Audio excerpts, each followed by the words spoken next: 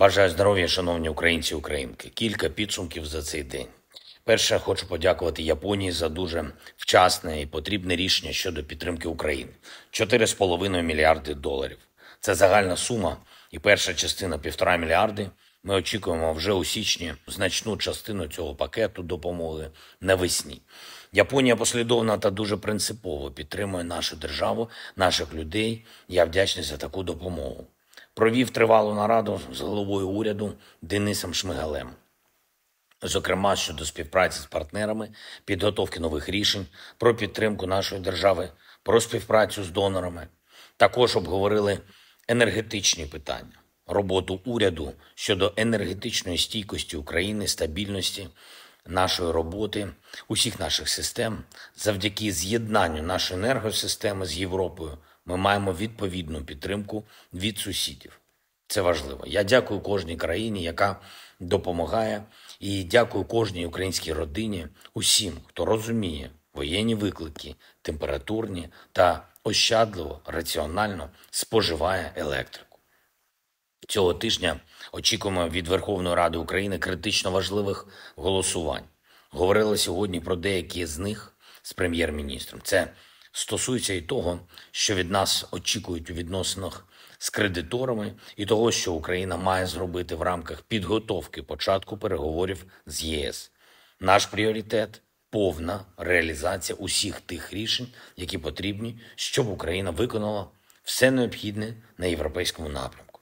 Віримо, що і Євросоюз виконає свою обіцянку Україні. Якраз і про це я говорив з прем'єр-міністром Іспанії Санчесом. Наші міжнародні відносини, наша співпраця в Євросоюзі, підтримка нашого захисту, кроки, які можуть бути зроблені, щоб уся Європа стала міцніше. Дякую за допомогу. Провів сьогодні розмову з амбасадорами нашої державної благодійної платформи United24. Фактично підсумок зборів за напрямком відбудови Андрій Шевченко, Еліна Світоліна, Кетрін Віннік, Олександр Усик, Мішель Занавічус, Бред Пейслі, Imagine Dragons. Я подякував за об'єднання світу заради наших людей, заради відновлення української інфраструктури. Загалом цього тижня фіксуємо позначку в 500 мільйонів доларів, які вже зібрані за час роботи United24. Якщо говорити про спрямування цих коштів, то це і тисячі комплексів безпілотників, а також морські дрони, 200 реанімобілів високого класу, броньовані швидкі, сотні генераторів для лікарень та іншого обладнання. В процесі відбудови багатоквартирні будинки та школи, і є вже відновлені лікарні, а також збудований центр розмінування. Це все мільйони донорів, абсолютно різних, і звичайні люди, і компанії з понад сотні країн. Я дякую всім, хто долучився до роботи United24 і усій команді нашої платформи.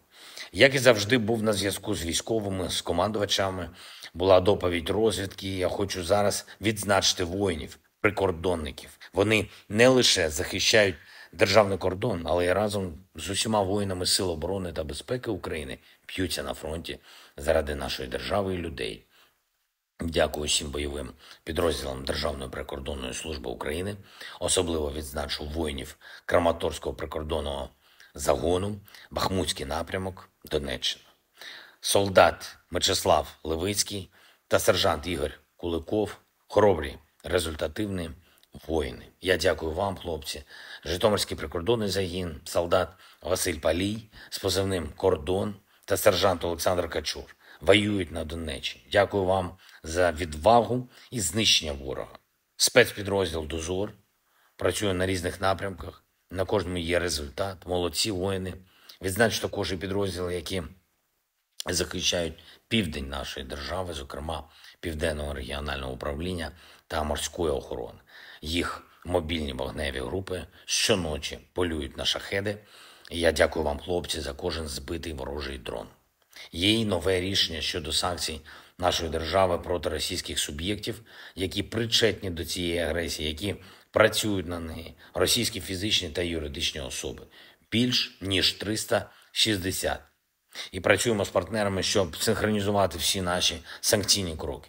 Ще одне. Сьогодні в Україні день місцевого самоврядування, день багатьох людей, які працюють в громадах, заради громад, в районах поблизу фронту і по всій нашій державі. Я вітаю усіх, для кого бути в місцевому самоврядуванні – це бути саме з людьми, дбати про інтереси людей та завжди пам'ятати про інтереси всієї України. Дякую тим, хто дійсно робить свої громади сильніше. Я підписав сьогодні указ про нагородження представників місцевого самоврядування, тих, хто працює поблизу фронту, хто був поранений, але не залишив людей і свою громаду. Слава усім, хто захищає нашу державу, як свій власний дім. Слава нашому міцному народу. Слава Україні!